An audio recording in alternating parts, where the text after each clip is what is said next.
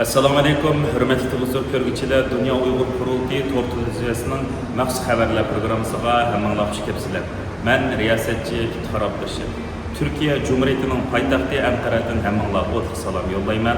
Hürmetli görünmenler, Uygur Akademisi tarafından orunlaştırılgan Uygur erkek kırgınçılığı davamlaşıyotganda Uygur kimligini saqlash to'g'risidagi xalqaro muhokama yig'ini erta, yani 18 sentabr ochilmoqchi.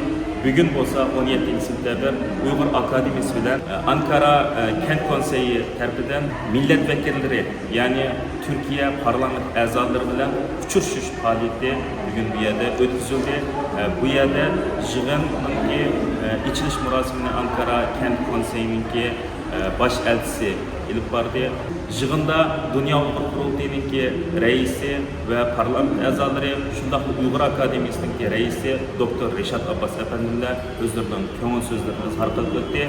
Bu haqda biz tövende Dünya Uygur Kurultayı'nın reisi hürmetli Turg'unjon Aloddin efendim bilan Uygur Akademisi'ninki reisi Dr. Reşat Abbas efendimni ziyorat etmekçimiz. Qani diqqatinglar ekranımızda olsun. Assalamu alaikum. Dünyanın her qaysi yerlerindeki aziz Şarkı Türkistanlı qarindoshlar. Bugün mana Türkiye'nin paytaxtı Ankara şehrinde Uygur Akademiyası ve Ankara Şehir Konseyi uğurlaştırgan Şarkı Türkistan meselesi hakkında, yani Uygur meselesi hakkındaki bu yığınla ait dağdığılık öttü. Bu yığınga tarihte görülüp bakmagan şekilde, yani Türkiye tarihinde bu bakmagan şekilde 13 partinin milletvekilleri ve partinin rehberleri, muavinleri ve bir kısım azaları bulup nurgulluğun yukarı seviyedeki insanlar katnaştı. Yani bu qatımki bu yığın bizden Uygur davamızın Türkiye'de partiler üstü bir dava boğallıqını bugün köydük mene. Bütün partiler, bütün milletvekilleri hemmesi degidek Şarkı Türkistan meselesini kollaydıqanlıqını ifadalap öttü. Bu nayeti yaxşı oldu. Bunundan kim bu? Eti yine Uygur Akademisi'nin yığını başlanıdır.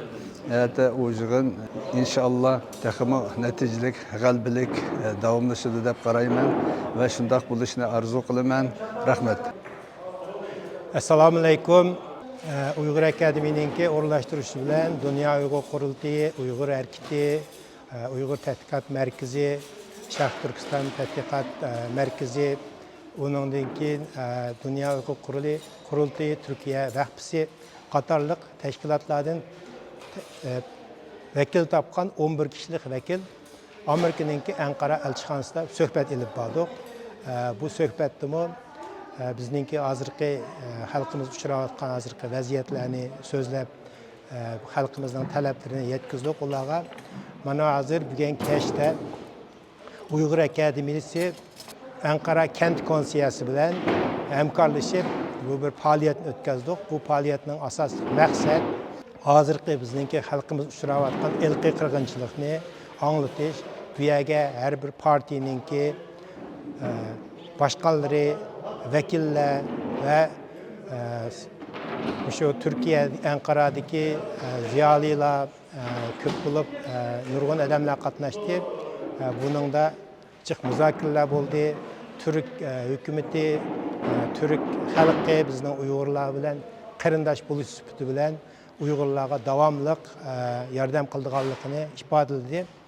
Əhəti geldikçe biz Uygur Akademi'ninki uğurlaştırışı bilen irqi qırğınçılıq buluvatqa vaxtıda Uygur kimlik, medeniyeti, tilimizni qoğdaş ilmi muhakimciliğini elip barmaqçı. Bu muhakimciliğinde 7 panelda 40'dan artıq mutaxassislar sözleydi. Bunun məzmunları naytı möl. Xudayım bursa ədət fəaliyyətimizninki buluşunu ümid qılırız. Hürmetli görünmenler, yukarıda diqqatinglarga Dünya Uygur Kurultayı Tor Televiziyasının maxsus haberler programımızın sonunda keng qatımlıq sanımızgacha görüşkicha aman bo'lgaysizlar. Men riyasetchi İftihar Abdurşid. Allohga emanet.